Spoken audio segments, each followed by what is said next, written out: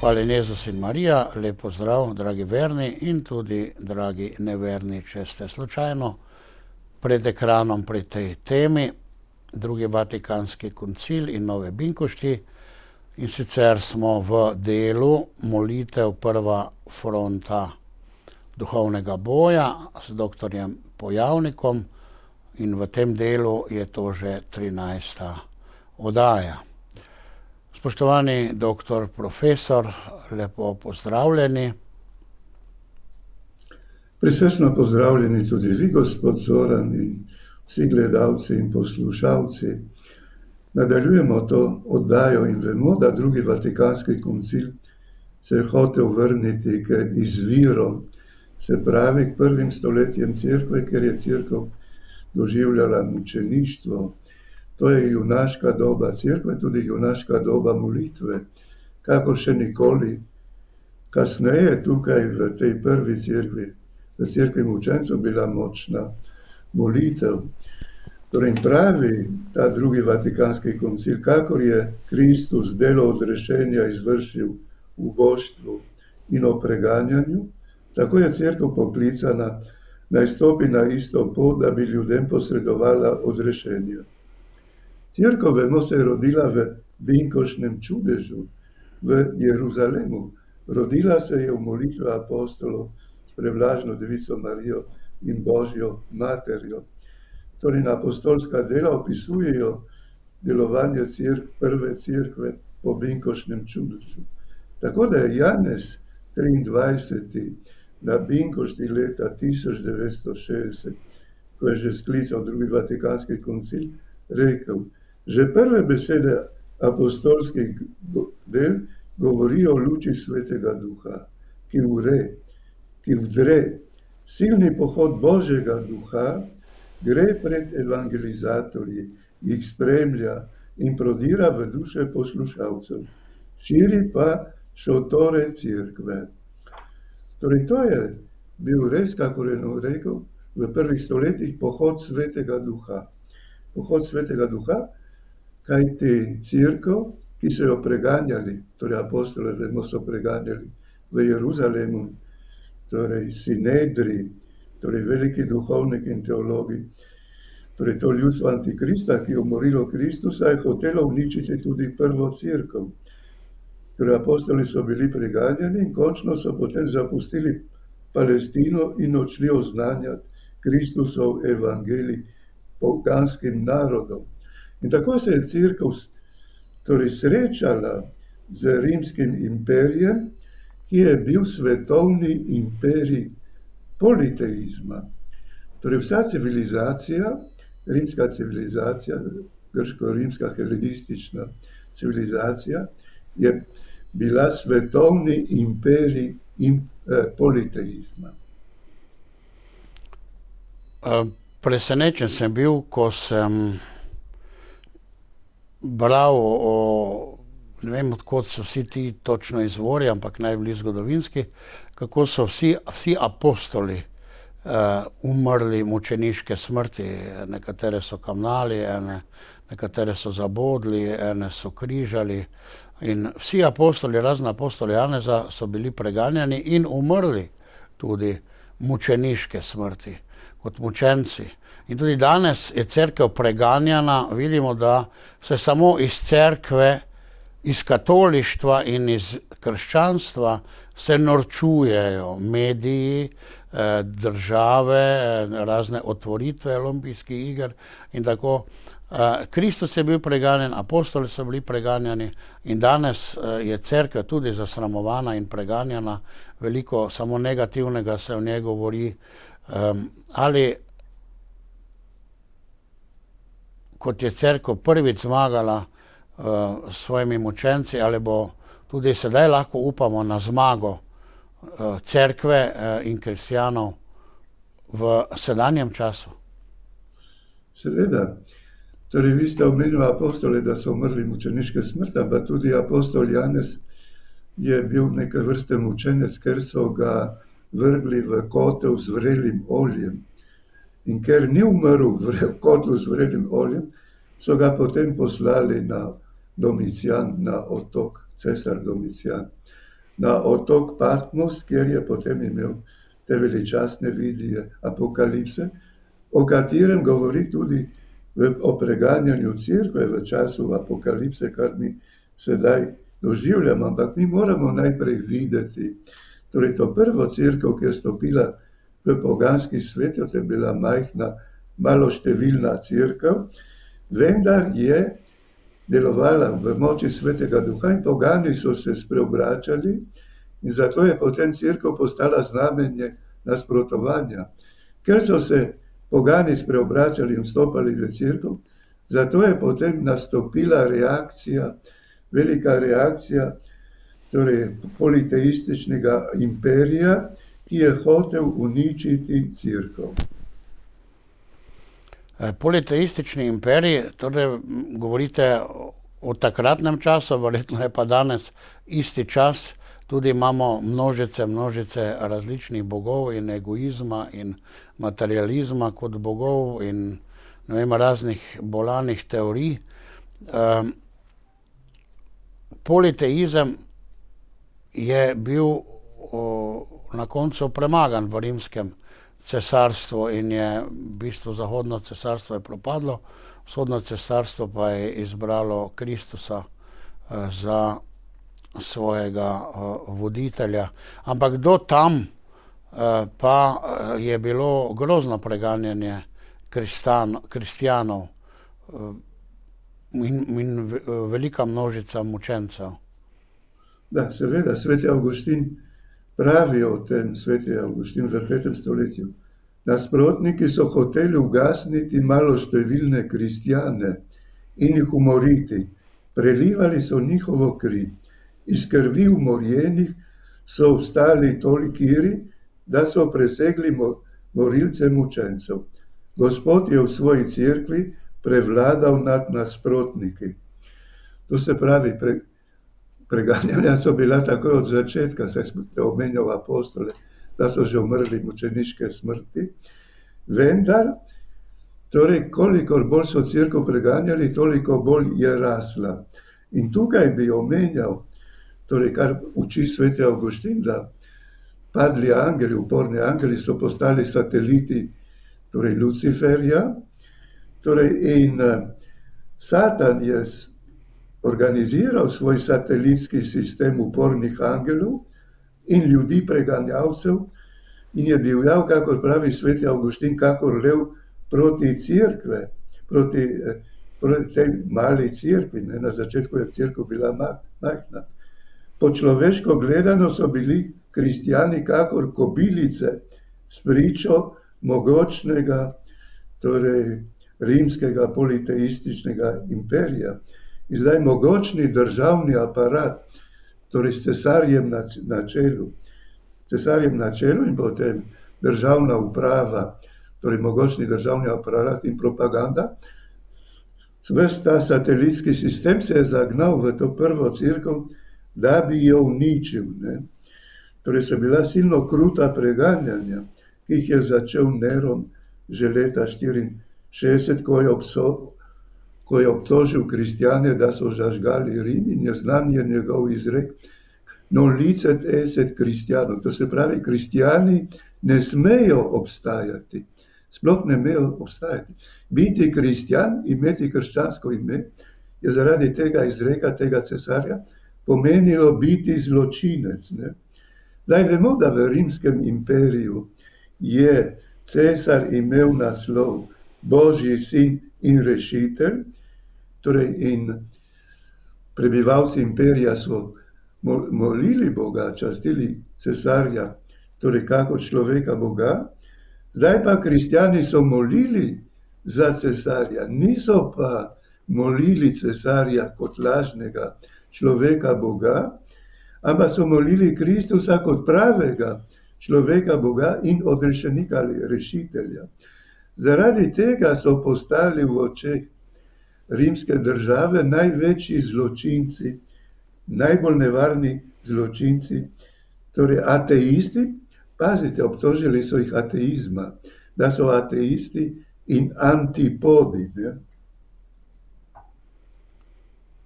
gledam primerjave z današnjim časom ali pa mogoče polpreteklim časom, če si rekel kakšen vic o Titu, si šel na Goli otok oziroma je bilo vse to pod neko silo aparata, krščanstvo tudi kot takšno preganjano in se verjetno bo v prihodnosti ali pa bližnje prihodnosti tudi to zgodilo, da bo ves aparat preganjal kristjane z policijo, sodstvom, mediji, jih poniževal. Najmanj tako, kot je bilo v rimskem času, takrat pa ni bilo ravno prijetno biti kristjan, če so ti vse odzeli pa te vrgli levom ali pa te dali v suženjstvo. Torej se moramo tudi mi pripraviti na take stvari in kako naj, bi rekel, se soočimo s takšno svetno silo, kje naj črpamo moč. Da, moramo se soočiti podobno, kakor so se soočili prvi kristjani, ne. Torej, rimska država je organizirala 10 velikih preganjanj, s katerimi je skušala iztrebiti kristjane, ne, kot glavne sovražnike države. In kaj je bil cilj preganjanja? Cilj preganjanja je bil, da bi kristjani odpadli od Kristusa. Kdor je odpadel od Kristusa, tega so potem izpustili, ga niso umorili. Ampak kdor je potem vztrajal, je postal mučenec ali pa so mu odvzeli torej vse premoženje, poslali v izgnanstvo, torej v Ječe in podobno, v rudnike. Torej so bile grozne te kazni in torej preganjanja. To ni bila majhna stvar, to so bila grozna preganjanja. 10 velikih državnih, v katerih se je politeistična država obnašala totalitarno, ne. Torej totalitarno je skušala na vse načine torej iztrebiti kristjane kot najbolj nevarne zločince. Ja, pa zakaj je to, ne? Če se vprašamo tudi danes, saj so vse mogoče religije, ni problema, če si musliman, če si budist ali karkoli si, mediji in države te ne preganjajo, mediji se s tebe ne norčujejo. In tako je bilo takrat. Zakaj niso vključili Kristusa v tisti njihov panteon bogov, ki so jih priznavali na nek način v rimskem cesarstvu? Torej, zakaj samo Kristus je moteč? Da, zato, ker tukaj je bilo diametralno nasprotje. Kako sem že omenil, torej pogani so, praktično je cesar, ki je imel naslov Božji sin in rešitelj, je bil najvišje boganstvo, teoretično ne. Teoretično je bil Jupiter ali Zeus najvišje božanstvo, ampak praktično pa je bil cesar tisti, ki je odločal o vsem in je bil na čelu te totalitarne države. In v ozadju, kot sem omenil, je bil Satan s temi upornimi angeli, ki je preko ljudi, tukaj imamo ta satelitski sistem, torej, ki je uresničeval Satanov načrt. V ozadju je bil Satanov načrt uničiti cerkev, uničiti kristjane. Torej, zato, če kdo odpade od Kristusa, je potem preganjanje prenehalo, ne, avtomatično je prenehalo, ker tukaj imamo diametralno nasprotje med Kristusom in Satanom, ne.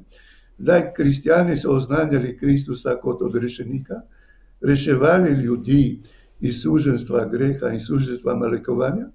To je samo po sebi sprožilo torej reakcijo totalitarnega politeističnega sistema, ne. To je razumljivo.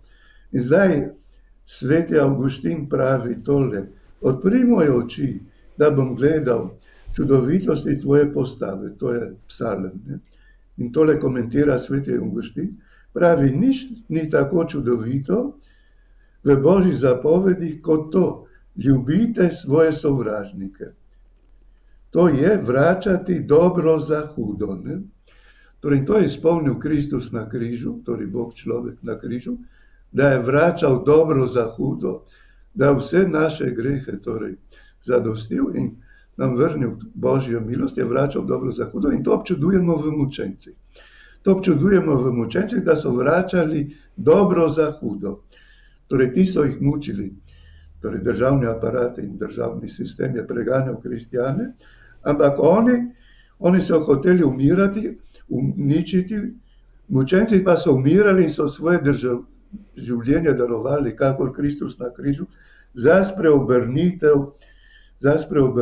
poganov in za spreobrnitev tudi teh mučiteljev. Se v raznih mučeniških sporočilih je zapisano, da tudi nekateri mučitelji so se potem po smrti mučencev spreobrnili, ne? Ker tukaj imamo rodovitnost Kristusove daritve, rodovitnost Kristusovega križa. Ampak tako razmišljam, nekaj so morali imeti v sebi, nekaj so morali kristjani doživljati in videti, kar ti pogani niso doživljali in niso videli. Nekaj, kar jim je dajala moč, da so šli preko vsega. In resnično, kako so oni to pridobili, in mi danes recimo tega nimamo, če tudi se zgodba ponavlja, svet nori za užitki in za slavo in za neumnostmi in za bogatstvom.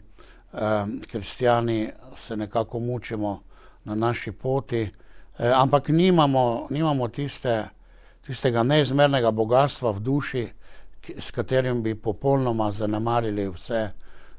Kako naj pridemo do tega? Da, tukaj bi dal kot odgovor to, kar piše tale sveti Pavel VI v svoji apostolski spodbudi Veselite se v Gospodu leta 1975, pravi: resnično moč cerkve, upanje njene gotove zmage in veselje ob obhajanju bitk mučencev izhaja iz zrenja v njih veličastne rodovitnosti Kristusovega križa. Piše papež Leon Veliki: dragocena je pred Gospodom smrt njegovih svetih in nobena vrsta krutosti ne more premagati religije, utemeljene na križu Kristusa. S preganjanji se cerkev ne zmanjšuje, temveč povečuje. In Gospodova njiva se oblači z bogatejšo žetvijo, medtem ko pšenična zrna posamično padajo, a vstajajo pomnožena. Ne? Torej to, skrivnost Kristusove velikonočne skrivnosti, torej Kristusova velikonočna skrivnost je bila zelo živa v prvi cerkvi in ti, ki so odhajali v smrt, so bili gotovi v Kristusovo zmago, ampak ne samo v Kristusovo zmago, v zmago evangelija, torej v zmago Kristusovega križa tudi nad rimskim imperijem, v zmago cerkve. Kakšno veliko vero so imeli ti mučenci, torej iz teh prvih stoletij sredi teh krutih preganjanj. Ja, imeli so vero, ampak vseeno tudi so morali imeti v sebi ljubezen in blaženost, in pa spoznanje tudi, da odpad od Kristusa bi bil odpad oziroma propad oziroma izbira pekla. In to je to grozno dejstvo, da tudi danes se bojuje ta boj, svet živi kar svojo smer, gledajo množice ljudi, zelo malo jih hodi resno za Kristusom ali pa celo doživlja njegovo bližino in ljubezen.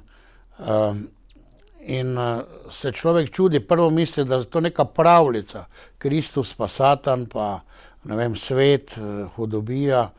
Potem pa vidiš, da je to v bistvu realnost, ki se bije tukaj v našem življenju. Kako naj osvestimo tudi ljudi, da bi stopili ven iz tega začaranega plesa hudobije, ki jih vodi potem v nesrečo? Da, tukaj ni možno premagati tega brez Kristusovega križa. Torej, Kristus je zmagal s križem in to je neskončno pozitivni križ Kristusa, s katerim je odrešil vse človeštvo, da na nasprotni strani imamo negativni križ, torej ta boj proti Bogu, sovraštvo proti Bogu, iz katerega potem izhaja tudi boj proti ljudem, sovraštvo proti ljudem in vojne, zdaj že svetovne vojne. Torej tukaj v ozadju gre za, kar je bil novi vek, je vedno bolj se stopnjeval beg od Kristusa križanega in vstalega. Ne? Tu imamo stoletja upadanja krščanstva, to ni nastalo naenkrat. Ampak prvi kristjani so živeli res, torej velikonočno skrivnost, kar ste omenjal vi, ljubezen, to se pravi 3 božje kreposti, vira, upanje in ljubezen. Torej, drugače ne bi zmogli tega junaštva. Njihova domovina je bila v nebesih, to, kar piše apostol Pavel, če ste vstali s Kristusom. Iščite to, kar je zgoraj, kjer je Kristus sedeč na božji desnici. To je bilo zelo močno, torej prav zaradi preganjanja, ker niso imeli nobene človeške opore. Vse človeške opore so izginile. Oni so se mogli zanesti samo na Kristusa, na Boga, na delovanje Svetega Duha. Zato je bilo tudi močno molitveno življenje. In cerkev je, kot piše sveti Avgustin, v politeističnem imperiju napredovala med preganjanji sveta in tolažbami Boga. Bog je v svoji previdnosti tolažil z uspevanjem cerkev, ker iz mučencev so potem zrasli novi kristjani, da ne bi podlegla ob nasprotovanju. In jo je preizkušal z nasprotovanjem, da se ne bi pokvarila v uspevanju. Vidite, tukaj sta 2 možnosti in še bolj nevarna je druga, kar mi doživljamo sedaj, da se pokvarimo ob uspevanju, materialnem, materialističnem uspevanju. Toliko kristjanov danes odpada, torej ni odpadlo sploh. Zaradi uspevanja na tem svetu, ne, mislijo, da je zemlja njihovo glavno bivališče, v resnici pa smo na zemlji samo popotniki. Včasih je težko človeku povedati oziroma pokazati, če tega nimaš, da je plačilo hoje za Bogom ne samo nebesa, torej nebesa vsekakor, ampak tudi tukaj je mir in duhovno plačilo. Na tem svetu, se pravi, druge vrednote so, ki so pa direktno v duhu oziroma v duši. Recimo, tako rečemo, da smo mi ljudje tabernakel, ker prebiva Bog. Ne. Zelo težko je nekako biti priča tega, da je plačilo duhovno tudi na tem svetu. Ker vemo, da če delaš greh, potem nisi srečen v duši. Ne. Če pa izpolnjuješ Božje zapovedi oziroma hodiš za Kristusom, sprejemaš življenje tudi preko sakramentov, pa imaš nekaj drugega, kar svet nima. Torej, to bi lahko rekel, da tudi na tem svetu imamo mi plačilo. Da, krepostno življenje, torej živeti v skladu z Božjo voljo, to je krepostno življenje. Tukaj so 3 božje kreposti in potem moralne kreposti. S tem se človek izgrajuje, torej v Bogu in potem tudi sam v sebi, raste kot duhovni človek, se pravi kot nebeški in zemeljski človek, in stopa že v nebeško kraljestvo ali nadvesoljsko kraljestvo, kako so rekli cerkveni očetje. Torej uživa že začetek večne sreče, medtem ko če opustimo krepostno življenje in se predamo egoizmu in uživaštvu, potem rastejo tako imenovane protikreposti ali zlodejnosti, s tem uničujemo tudi sebe, ker uničujemo pravi red v sebi, uničujemo pravi red v družini, pravi red v otrokih, mladih in v človeški družbi. Zato vidite sedaj, kakšne razvaline so. Kakšne razvaline zato, ker so opustili torej Kristusov križ, ne, ker je treba premagovati samega sebe, ker brez Kristusovega križa ne moremo premagovati samega sebe. Zato Jezus je rekel, če hoče kdo priti za menoj, naj se odpove sam sebi, vzame vsak dan svoj križ ter hodi za menoj. Ampak po križu je odrešenje, je večno življenje in večna slava in večna blaženost. Ne?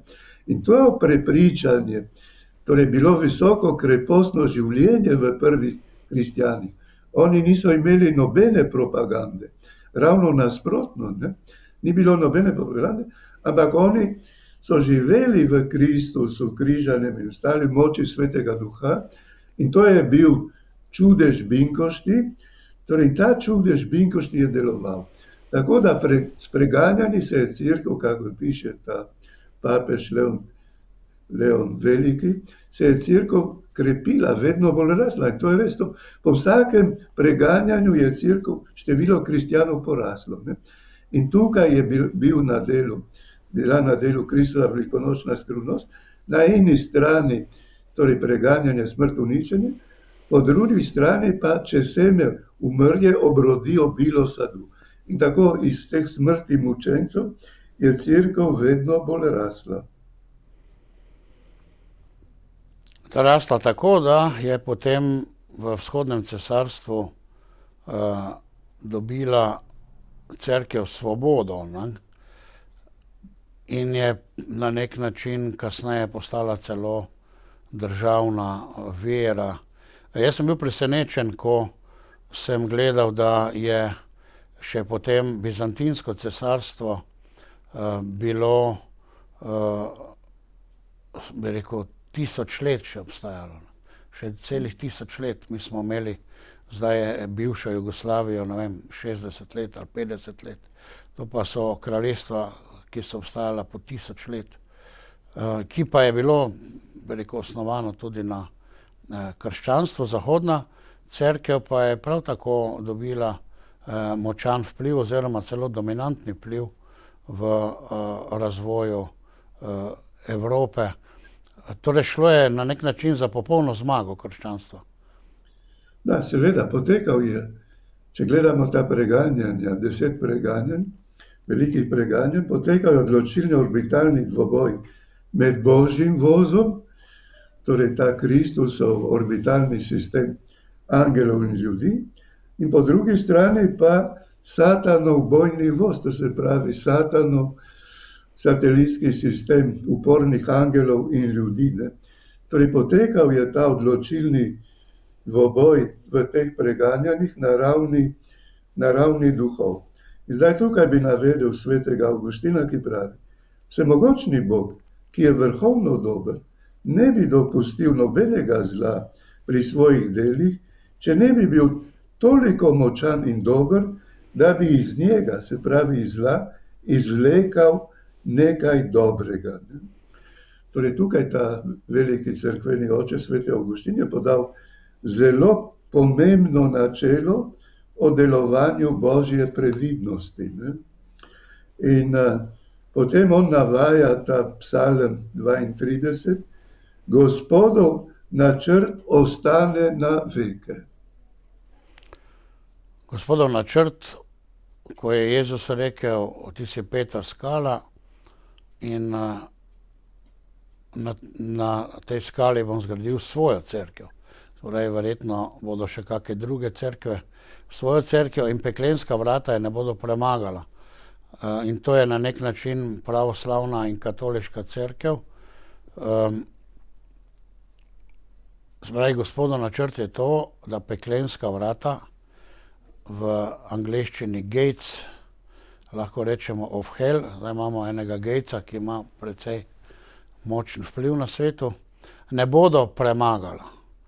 Zdaj, to je ta načrt, da cerkev ne bo premagana, ne bo uničena. Da, če gledamo ta preganjanja v Rimskem imperiju, potem vidimo, da Bog je v svoji previdnosti dopustil delovanje Satanovega satelitskega sistema demonov in ljudi. Torej ni odvzel svobode tem, ki so preganjali cerkev, ni odvzel. Torej ta sistem je udejanjal totalitarni načrt o uničenju cerkve. Vendar je njegovo delovanje po Kristusovem križu podredil uresničenju svojega zmagovitega načrta. Ne? Torej, Bog dopušča, gotovo ne vzame svobode ljudi, tudi preganjalcev, ampak ker je Kristus že zmagal, Bog podredi, torej po Kristusovem križu, tudi delovanje nasprotnih sil, ki delujejo proti cerkvi, podredi, in tukaj se vidi v Rimskem imperiju, je podredil torej uresničenju svojega odrešilnega ali zmagovitega načrta. Ne? Torej, in imamo tukaj uresničenje Božjega zmagovitega načrta, to se pravi zmagovitega načrta Kristusa, križanega in vstalega. Če dovolite, zdaj malo še zraven razmišljam.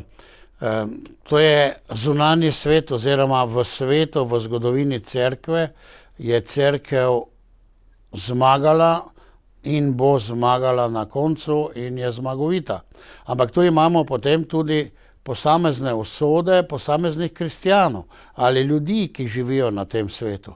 Potem velja tudi za kristjana, da ga peklenska vrata ne bodo premagala, dokler bo on povezan z Kristusom, oziroma se lahko vprašamo tudi, kdo vodi moje življenje, ali ga vodi Bog, ali ga vodi hudič, ne, ker gre za ljudi, posamezne usode ljudi tudi, ki so na satanski strani in jih hudič vodi njihovo življenje. Oni mislijo, da srečno živijo, da pametno živijo, ne vem, ampak jih Bog ne vodi njihovega življenja. In njihov konec bo slab, to je, da se ljudje lahko zamislijo in se vprašajo, kdo pravzaprav vodi moje življenje, na kateri strani sem. To se mi zdi usodno tudi za nas, se pravi, da vemo, da bomo zmagali, oziroma za ljudi, ki so nalagani oziroma so na drugi strani, da hudi duh vodi njihovo življenje. Da, tukaj sem že večkrat omenil, da človek ne more biti nevtralen, ampak tukaj je boj med dvema mestoma, kot je rekel sveti Avguštin, in sicer temelj Božjega mesta ali temeljna naravnanost, torej članov Božjega mesta je ta ljubezen do Boga, prav do prezira samega sebe. In potem imamo nasprotno mesto ali Babilon, ki ima temelj ali temeljno naravnanost, ljubezen do sebe, prav do prezira Boga. In kakor je on videl v tem velikem delu, ki je 22 knjig o Božjem mestu, ta boj je bil že v stari zavezi in potem v novi zavezi v zgodovini cerkve. Je vedno boj med dvema nasprotnima mestoma, ampak Bog spoštuje svobodo ljudi, torej smo na preizkušnji svobode, ne, saj je rečeno v Sirahovi knjigi, postavil sem pred tebe vodo in ogenj, dobro in zlo. Karkoli se bo človek odločil, to se mu bo dalo. Ne? Torej človek se lahko odloči za Boga ali za nebesa, ali se pa odloči za egoizem in s tem se odloči za pekel, ker egoizem vodi v pekel. Ne? Torej ljubezen do sebe, prav do prezira Boga. In tukaj, v tem kratkem življenju na tem planetu, torej Bog spoštuje svobodo, ki jo je dal, ne odvzame nobeno svobode, ampak ljudje sami se potem odločamo in s tem določamo tudi svojo večno usodo. Zato še kako pomembno je, da v tem kratkem času, ki nam je dan, ki je ta kratek čas, je kakor kapljica v primeri z večnostjo, pravi sveti Avguštin, da v tem kratkem času pobožno in trezno na tem svetu živimo, kakor piše apostol Pavel. In to pobožno in sveto je v skladu z zahtevami v naši notranjosti, naše duše, in je v skladu tudi z našim bitjem in nam daje tudi notranje zadovoljstvo in jasnost in v pogled. Torej, če vas povzamem, kot je Božji načrt rešitev, ker je v skladu z Božjo besedo, ki obljublja rešitev tisti, ki pridejo k njemu in so z njim, tako je rešitev posameznika v tem duhovnem boju, kakor tudi cerkve kot Božje ustanove, ki se je potem pokazala skozi to kratko zgodovino, sedaj, da cerkev zmaguje in da je peklenska vrata ne bodo nikoli premagala. Kako je danes, bi rekel, ta boj nad tem politeističnim starim svetom, pa politeističnim novim svetom, ki ga doživljamo. Zdi se, kot da ni nobene razlike, ne? In da moramo črpati moč iz stika z Bogom, iz zakramentov, se pravi tudi po cerkvi. Ali je kakšna razlika med starim politeističnim svetom in novim politeističnim svetom danes? Torej, sveti Gregor Nacijanški je rekel, politeizem je ateizem, zato ker ljudje častijo mnogo bogov in ne častijo pravega Boga, zato politeizem je ateizem. Torej, zdaj pa vidimo, da ateizem je politeizem, ker tisti, ki pravijo, da so ateisti, častijo mnoge bogove, ne. Torej, to je očitno, ne. Zato ni bistvene razlike. Torej, imena so se spremenila, razna dogajanja so se spremenila, ampak v bistvu se ne more spremeniti, ker je vedno boj med Bogom in Satanom, Kristusom in Antikristom, torej med Božjim mestom in Jeruzalemom in hudičevim mestom Babilonom, se pravi mestom dvoumnosti in zmešnjave. Zdaj, če gledamo torej teh 10 preganjanj, potem vidimo, da se je v teh 10 preganjanjih izvršil Kristusov epohalni prehod, torej mimohod križanega Kristusa in vstalega Kristusa v Svetem Duhu, to se pravi v binkoštnem čudežu, skozi Cerkev in skozi Rimski imperij, torej v moči tega binkoštnega čudeža ali velike aktualizacije Kristusove velikonočne skrivnosti, je povsem Cerkev zmagala. Torej, Kristus je podelil zmago Cerkvi, da je Cerkev potem išla iz katakomb, in vstopila v novo dobo in je bil premagan politeizem, ne. To je bil strašen boj s politeizmom ta prva 3 stoletja. Mučenci so umirali. Koliko je bilo, recimo po ocenah, v takratnem času tako bilo manj ljudi na svetu, ne, veliko manj. Ampak recimo koliko se računa mučencev v takratnem času, ko je bilo manj ljudi recimo, ker mučenci so bili v Rimskem cesarstvu zaenkrat, kasneje pa so tudi kristjane preganjali, ubijali v drugih deželah, še posebej potem po muslimanskemu zavzetju krščanskih dežel. Torej, koliko je to število teh mučencev bilo takrat? Ali v procentih, recimo? Torej, moramo vedeti, da v času Trajana, torej na začetku 2. stoletja Trajan je Rimski imperij dosegel največji obseg, torej od Britanije do Perzije, potem Severna Afrika, pa tukaj Evropa, ne. Evropa, sem bil, torej Čehoslovaška, Slovaška, tam na meji Slovaško je bil Rimski imperij, je dosegel, potem Nemčija. To je bil velikanski imperij, ki je takrat štel 80 milijonov ljudi, okoli 80 milijonov ljudi. Torej, ampak ta preganjanja so trajala od leta 64 do 313, ko je cesar Konstantin torej dal cerkvi svobodo v Rimskem imperiju. In v 19. stoletju so bila velika arheološka izkopavanja v Rimu in drugod. In potem papež Pij X, sveti Pij X je rekel, da v teh preganjanjih, zlasti torej Dioklecianovo preganjanje, ki je bilo največje, tako da pišejo tisti sodobniki, da je kri kristjanov tekla v potokih po celem Rimskem imperiju. To je bilo najbolj grozno in dolgo preganjanje cesarja Diokleciana, s katerim se je zdelo, da bo cerkev premagala, ampak ravno takrat je potem zmagala, ne. Torej, ta papež Pij X je rekel, da v teh preganjanjih je umrlo od 5 do 7 milijonov mučencev. To je zelo veliki odstotek, glede na, se pravi, skoraj slaba desetina prebivalstva takratnega imperija. In to je Ja, ampak seveda skozi dolga stoletja, kakorkoli. Pač neko približno oceno smo na ta način dobili. Torej, kakšna je potem, gospod profesor, prihodnost nas, kristjanov, v tem politeističnem sedanjem svetu, kako naj ravnamo, kaj naj pričakujemo, kako naj vztrajamo, od kod dobimo moč, od kod dobimo spoznanje, od kod dobimo ljubezen za to vztrajanje.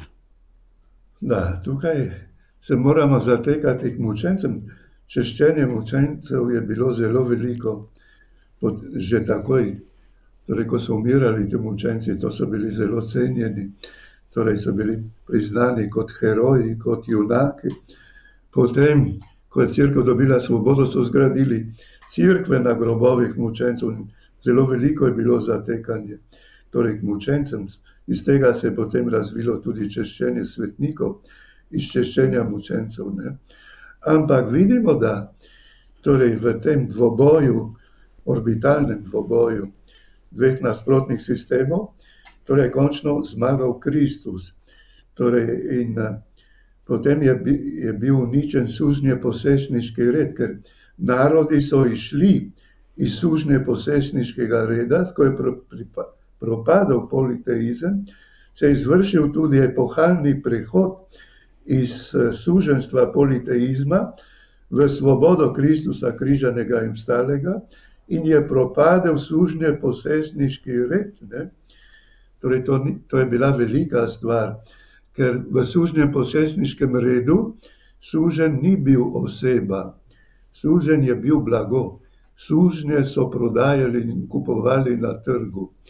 Sužnja je gospodar lahko ubil, vendar se mu ni nič zgodilo. Zato, ker suženj je bil samo orodje, samo žival, ki jo je gospodar lahko uporabil, kakor je hotel, ne. Torej, ta sužnjeposestniški red je, poglejte, to je bilo potrebno nekaj milijonov mučencev, ki so umrli tudi za dostojanstvo človeške osebe. In to priznava tudi drugi Vatikanski koncil, ki pravi, na podlagi teh mučencev je zasijalo dostojanstvo človeške osebe, ker prej človek ni bil oseba, ne. Torej, sužnjeposestniški red, ne. Torej, in potem, torej, nov svetovni red, se pravi nov svetovni red, nadnaravni, naravni red v cerkvi, ne. To je bil velikanski epohalni prehod. Mi si danes to težko predstavljamo, ampak to je bil velikanski epohalni prehod iz tega suženjstva, torej politeizma in češčenja neštetih bogov, torej v svobodo Kristusa križanega in vstalega, svobodo pravega Boga in svobodo cerkve, nov svetovni red, ne. To je zelo pomembna informacija, ki se zanemarja, da je v bistvu krščanstvo prineslo osvoboditev suženjstva. Danes imamo religije, ki je suženjstvo religije, torej, in z njihovo zakonodajo, z njihov zakon. Suženjstvo je dovoljeno. Suženjstvo je dovoljeno, da imaš pripadnike druge vere, da so ti sužnji, oziroma tudi tisto ni tako vprašljivo. Torej, suženjstvo je danes še uradno uveljavljeno. Ampak do ukinitve suženjstva pa lahko rečemo, ne, da je pripeljalo krščanstvo svojim dostojanstvom vsakega človeka v Kristusu. V Kristusu so vsi eno, ne, ko pravi apostol Pavel. Ali lahko rečemo to? To se premalo poudarja. Mislim, to je epohalna zadeva. Neizmerno veliko delo krščanstva, ki se ga danes poskuša blatiti v vsaki najmanjši stvari, seveda z lažjo, ne za čisto resnico, kar je. Ali lahko rečemo, da je krščanstvo pripeljalo do osvoboditve od suženjstva? Da, seveda. To so dejstva. To so dejstva in zato je umrlo tudi nekaj milijonov mučencev. To ni bila lahka stvar. Spremeniti ta družbeni red, sužnjeposestniški red. To je bila ogromen napor. Torej, Kristus je prvi, ki je uvedel enako vseh ljudi in da je človek oseba in tako naprej, in pravice in tako naprej. In cerkev je potem to uveljavljala v Rimskem imperiju, ampak zato je bilo potrebno potem žrtvovanje mučencev. Če tega ne bi bilo, bi še danes obstajal ta sužnjeposestniški red, oziroma zdaj je nevarno znova, torej na druge načine, pa znova nevarno sužnjeposestniškega reda. Piše sveti Avguštin: čudovita je tista dobrota Boga, s katero dobro uporabi tudi hudobne, ali angele ali ljudi. Oni so svojo hudobijo, zlodejnostjo hudobni, on pa iz njihovega zla izpelje nekaj dobrega. Torej, to vidimo v teh preganjanjih, da Satan je slavil začasne zmage. On je slavil začasne zmage s temi velikimi 10 preganjanji v imperiju. To, da ravno po teh njegovih zmagah je Bog pripravil njegov poraz, ne? Ker tudi Satan je samo, torej je podložen Bogu, on ne more delati, kar bi hotel. Ampak je vedno orodje, tudi je vedno orodje v rokah Boga. On ne more delati, kar bi hotel. Bog mu dopusti določeno delovanje, ker pusti ljudem svobodo, ampak končno iz tega izpelje poraz Satana. Ne? Poglejte, Satan je slavil začasne zmage v rimskem imperiju, ampak nazadnje je bil pa poražen. Ne? Politeizem je bil poražen, torej politeistična religija se je izkazala kot praznovirje in zmagala je prava religija, se pravi krščanska vera. Ne? No, tu gledam zopet na posameznika, mi dva gledamo zdaj zgodovino cerkve in tako naprej, ampak posameznik je prav tako v tem duhovnem boju, recimo jaz, vi, drugi ljudje, in ne bo poražen, to je pomembno, ne bo duhovno poražen, ohranil bo svojo dušo. Omenili ste Satana, Satan pomeni nasprotnik Boga, ne? Satan je božji nasprotnik, je proti Bogu. In danes imamo, kot ste omenili, tudi to možnost. Imamo vse mogoče svetovne organizacije, ki bi naj skrbele za ves svet, imajo različne agende, od, ne vem, da jih ne bom našteval, od CO2 in tako naprej, različne agende in pa seveda digitalizacija, ki nas v slučaju, se pravi teoretično govorim, da zli ljudje te agende uresničijo, nas vodi v suženjstvo. Ker če recimo ne boš imel denarja, nobene osebne lastnine, si suženj.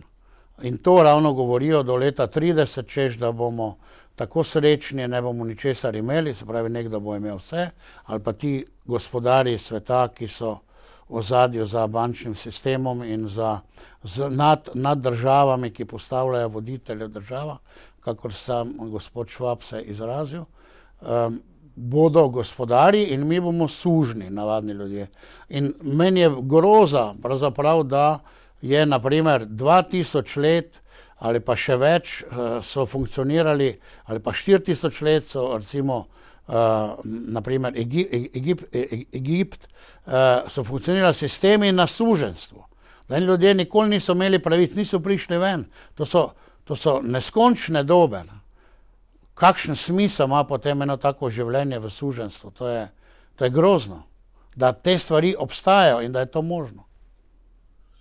Ja, seveda to zavrženjem Kristusa kot odrešenika, torej zavrženjem Boga, in vidimo svetovni ateizem, zdaj se spopadamo z imperijem svetovnega ateizma. Poglejte, zdaj skočijo vzpostaviti imperij svetovnega ateizma. Torej, in to že 20. stoletje je bil ta proces, zato cerkev se je v 20. stoletju, kako noben drug, postavila za človeško osebo, za pravice človeške osebe. O tem je govoril tudi Janez Pavel II, ko je bil v Združenih narodih. Torej, zdaj to so usodni procesi, ljudje se tega ne zavedajo. Ampak zavrženjem Boga bo nujen proces vrnitev nazaj v stari red. Zdaj pa vemo, kakšen je bil stari red. Ne? Ampak jaz bi omenil še tole, in sicer, da je Janez Pavel II leta 1993 rekel: zahvaljujem se za to veliko dediščino muščencev v prvih stoletjih, ki je postala setev za celotno človeško družino. Torej, setev za celotno človeško družino. Torej, in ta setev je bila rodovitna za vso nadaljnjo zgodovino Cerkve. Torej, iz te setve ali iz krvi mučencev so zrasli puščavniki, potem iz puščavnikov je zraslo redovništvo, potem iz tega redovništva vemo, da je šel tudi sveti Benedikt, ki je oče krščanske Evrope. Poglejte, kje so korenine krščanske Evrope. Ne? Korenine krščanske Evrope so pri teh mučencih. Ne? Potem iz te krvi muščencev so išli cerkveni očetje, ne? Ti veliki cerkveni očetje, ki so tudi tako zelo poveličevali mučence. Ne? Potem torej je išla krščanska družba, ne? Krščanska družba in dostojanstvo človeške osebe. Potem je išla tudi krščanska kultura, to se pravi nadnaravna ali božja kultura in človeška kultura. Ne? Potem je iz nje zrasla zavest o dostojanstvu človeške osebe, ki mora biti vedno spoštovana in jo ni mogoče prisiliti k nečemu, ne? Ničemur, ki ima svobodo. Ne? Torej, ogromno dobrin je Bog izvlekel iz te mučeniške smrti mučencev.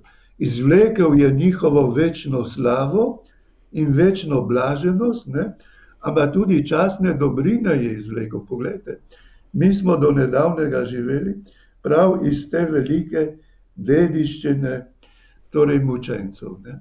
Sedaj, ko je upadlo to, poglejte, kakšne usodne posledice in kaj se začrtuje, kako ste vi omenjali. Ne? Tako, doktor Pojavnik, hvala vam za zopet tako široki pogled na svet Boga, dogajanje, ki ga ne zasledim nikjer drugje, kakor v teh vaših oddajah oziroma v tem, kar mi delamo tukaj. In sem vam hvaležen za vaše podajanje.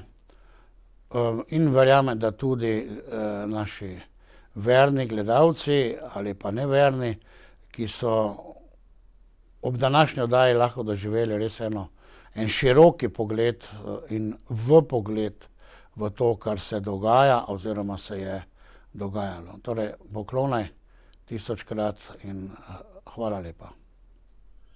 Da, hvala tudi vam in vsem gledalcem in poslušalcem. Sveti rimski mučenci in mučenke, prosite za nas. Hvaljen Jezus in Marija. Na vekomaj. Amen. Dragi, dobri ljudje, hodimo po poti dobrega in Kristus Jezus je edini odrešenik zate in za tvojo družino. Prav lepo zdrav.